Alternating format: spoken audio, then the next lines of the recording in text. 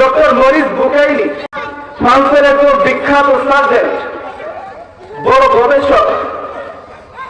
তিনি যখন সৌদি আরবে গেলেন, সৌদি আরবের সাহিত্যের সঙ্গে তার সাক্ষাৎ হল, তখন তিনি জানতে পারলেন এই আয়াত সম্পর্কে যে কোরআনের কোথাও কোনো ভুল নাই। আমরা যখন কোনো বই পড়ি, বইয়ের শুরুতে লেখা থাকে যে এই বইয়ে একটু ভুল ভ্রান্তি হতে পারে, যদি বলে দেন তাহলে পরবর্তী সংস্করণে পরিবর্তন করার চেষ্টা করবো, লেখা থাকে না?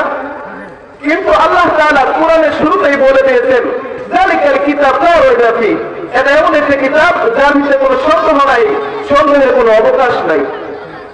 আল্লাহ বলছেন তুমি ভুল খুঁজে বের করে দেখাও। তো ডক্টর মরিস বুকাইলি যখন ফ্রান্সে ফিরে আসলেন, তখন তিনি বললেন কি বলে কোরআনে বলে কোনো ভুল নাই, আমি ডক্টর মরিস বুকাইলি ভুল খুঁজে বের করব। তো ডক্টর মরিস বুকাইলি কোরআনে ভুল বের করার জন্য কোরআন খুলে দেখি কোরআনটা আরবি ভাষায় লেখা। কোরআন কি ভাষায়? আরবি ভাষায়। ইন্না আনজালনাহু কুরআনান আরাবিয়্যান, নিশ্চয়ই এই কোরআনটা আমি নাযিল করেছি আরবি ভাষায়। আল্লাহ পাক আরবি ভাষায় এই কোরআনকে নাযিল করেছেন।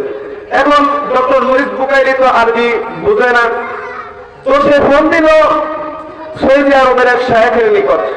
ফোন দিয়ে বলল যে আমি প্রত্যেক সামারে ছুটি পাই, তো আপনার নিকট প্রত্যেক সামারে আমি আরবি শিখতে চাই। তো সৌদি আরবের শায়েখ ভাবছে সে কোরআন বোঝার জন্য মনে হয় আরবি শিখতে চাই, এতদিনে মনে হয় হেদায়েত হয়েছে। কিন্তু আসলে উদ্দেশ্য কি? কোরআন বোঝা না কোরআনের ভুল ধরা? কোরআনের ভুল ধরার জন্য সে আরবি ভাষা শিখতে চাই।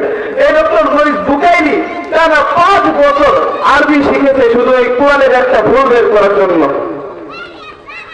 যখন আরবি শেখা শেষ হলো, সমাপ্ত হলো, সে কোরআন শরীফ খুলে দেখে সূরা ফাতিহা থেকে সূরা নাস পর্যন্ত যাই পড়ে তাই বুঝে, এমন আরবি শিখেছে। আমাদের মতো এই নির্ভর আরবি না, একদম মজবুত ভাবে আরবি শিখেছে। কিন্তু সে যতই পড়ে ততই পাগল হয়ে যায়, যতই পড়ে কোরআনের প্রেমে পড়ে যায়। আল্লাহ তাআলা কোরআনকে এমন ভাবে সাজিয়ে গুছিয়ে তিনি নাযিল করেছেন যে ডক্টর মরিস বুকাইলি কোরআনে একটা ভুল প্রচারের কথা বরং সে বলতে বাধ্য হয়েছে সমস্ত নীতিমালার নীতি গ্রন্থ হল আল কোরআন। সুবহানাল্লাহ।